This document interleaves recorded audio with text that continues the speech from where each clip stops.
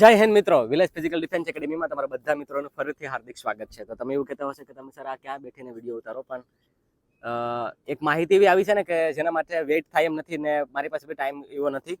તો એટલા જ માટે ગ્રાઉન્ડે આપણે જે આજનું સેશન હતું બરાબર દિવાળીના દિવસે, તો માહિતી એક આપવાની છે. માહિતી એ છે કે અગ્નિવીરનું એડિશનલ રિઝલ્ટ આવ્યું છે. મતલબ કે આ રિઝલ્ટ કેવાનું છે સર? તો આ રિઝલ્ટ જે છે એ તમારું એક્ઝામમાં તમે પાસ થયા હતા ને, પણ તમારું પહેલા લિસ્ટમાં નામ નહોતું આવ્યું ને, એ બધા વિદ્યાર્થીઓનું બીજા લિસ્ટમાં આજે આવ્યું છે ને એમાં નામ છે. અમે કેટલા વિદ્યાર્થીઓનું નામ છે, પછી આપણે બે બોયઝનું નામ આવ્યું છે આમાં, બરાબર. તો એની પાસેથી જાણ્યું કે એને કેટલા ક્વેશ્ચન અટેમ્પ કર્યા હતા કે તાકેનું આમાં નામ આવી ગયું છે, પછી કેટલી વેકેન્સી વધી છે, બરાબર, એ આપણે જોવાનું છે. હવે વેકેન્સી વધી તો એ પ્રમાણે કટ ઓફ હવે કેવું જશે અને ફિઝિકલ ક્યારે આવશે, એ બધી વિગતવાર માહિતી આમાં વિડીયોમાં વાત કરીશું, બરાબર. તમે નવા હોય તો વિડીયોને લાઈક છે, સબસ્ક્રાઈબ કરવાનું ભૂલતા નહીં. તમારા મિત્રો હોય તો જરૂરથી શેર કરાવડાવજો. ચાલો તો વિડીયોની શરૂઆત કરીએ.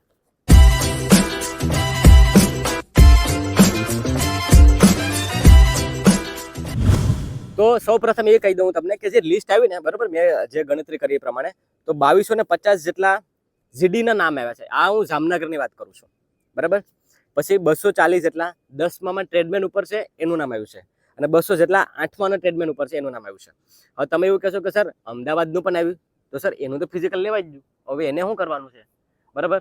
તો જે અમદાવાદનું નામ આવ્યું ને એનું જે ફિઝિકલ કમ્પ્લીટ થઈ ગયું ને, તમારા માટે પણ ખુશીના સમાચાર એ છે કે તમારા પણ 2400 જેટલા વિદ્યાર્થીઓને પાછું ફરીથી વેઇટિંગ લિસ્ટનું નામ આવ્યું છે, વેઇટિંગ લિસ્ટ આવ્યું છે.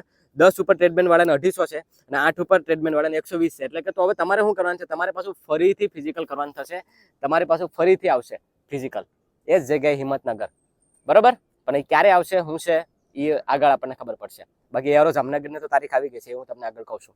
તો અમદાવાદ વાળા તમે પાછા ફરીથી જેટલાનું પણ નામ છે પહેલા તો છે ને તમારો રોલ નંબર જે છે ને એ ચેક કરી લેજો, બરાબર. અને મેં ટેલિગ્રામમાં બંને પીડીએફ નાખી દીધી છે. પીડીએફમાં તમારો રોલ નંબર જે છે એ વ્યવસ્થિત આરામથી શાંતિથી શરૂઆતમાં નહીં મળે, તો એ પણ એ શું કે આરામથી જોવો તો મળી જાય, બરાબર. એટલે એ તમે ચેક કરી લેજો.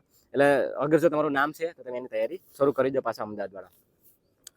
હવે વાત કરું કે જે નામ આવ્યું છે, બરાબર, તો એ પ્રમાણે સૌથી વધારે વેકેન્સી કઈ રીતના છે, તો વેકેન્સી જે હતી ને એ પ્રમાણે વેકેન્સીઓ વધી ગઈ છે. હવે એમ સમજી લો તમે કે બંને એઆરઓમાં 700 800 ની વેકેન્સી રહે, પણ વેકેન્સી વધી તો એ સામે વિદ્યાર્થીઓ પણ વધી જશે પાછા. હરેક એઆરઓમાં જીડીના 4.5 વિદ્યાર્થીઓ થઈ ગયા, અને એમાંથી લેવાના થાય 800 ની આજુબાજુ, 800 ની આજુબાજુ, બરાબર. અમદાવાદનું તો મેં તમને કીધું ને કે વેઇટિંગ લિસ્ટ આવ્યું તો એનું શું, તે તો થઈ ગયું છે. આપણા કેટલા માર્ક આવ્યું છે ને, બરાબર, એ આપણે ખાસ આ વિડીયોમાં જોવાનું છે. કેટલા માર્ક તમારે જેને છે, તો ઘણા વિદ્યાર્થીઓ નામ નથી પણ અને ઘણાનું આવ્યું પણ છે, તો કેટલાય માર્ક છે કે જેને એનાથી તમને મતલબ તમને ખબર પડી છે કે યસ આપણું બી નામ એટલા માર્ક આવવું. તો બે બોયઝ પાસેથી આપણે જાણીએ, આપણા જોડે બે બોયઝ જોડાયેલા છે આપણી ટ્રેનિંગમાં, બરાબર. તો એ બંને બોયઝ પાસેથી હું તમને કહું કે કઈ રીતના છે. એક તો આપણે પિયુષ કે જેને તમે ઓળખો છો, બરાબર, આવ પિયુષ, બરાબર, અને એક અક્ષય, બરાબર, કામક્ષય. આ બંને બોયઝનું, પિયુષનું તો તમે ઓળખો જ છો કે ટીએની તૈયારી કરે છે પ્રોપર, પણ એનું શું કહેવાય કે અગ્નિવીરમાં ટ્રેડમેનમાં નામ હતું, જીડીમાં નામ નહોતું, બરાબર ને, જીડીમાં નામ એનું નહોતું. અને અક્ષયનું પણ ટ્રેડમેનમાં નામ હતું, જીડીમાં નામ નહોતું. તો પેલા પિયુષ પાસેથી આપણે જાણીએ કે પિયુષ એ વાતે કેટલા ક્વેશ્ચન તને શું લાગે કે તે એટલા ક્વેશ્ચન સાચા કર્યા હશે એટલે તારું નામ છે, કેમ કે ઘણાનું નામ નથી પણ કેતો. સર એમાં એમ હતું કે જ્યારે મારું ટ્રેડમેનમાં નામ આવ્યું ને જીડીમાં નહોતું આવ્યું, તો મને થોડુંક અફસોસ થયો કે જાણે કે મેં ટ્રેડમેન કરતા જીડીમાં સર મેં મારા કોન્ફિડન્સમાં સારું મારું પેપર ગયું હતું. કમસે કમ 38 ક્વેશ્ચન મારા કન્ફર્મલી સાચા હતા.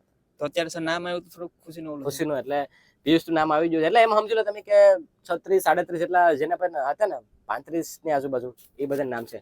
અક્ષય ટ્રેડમેનમાં તો નામ હતું તારું, પણ જીડીમાં નહોતું.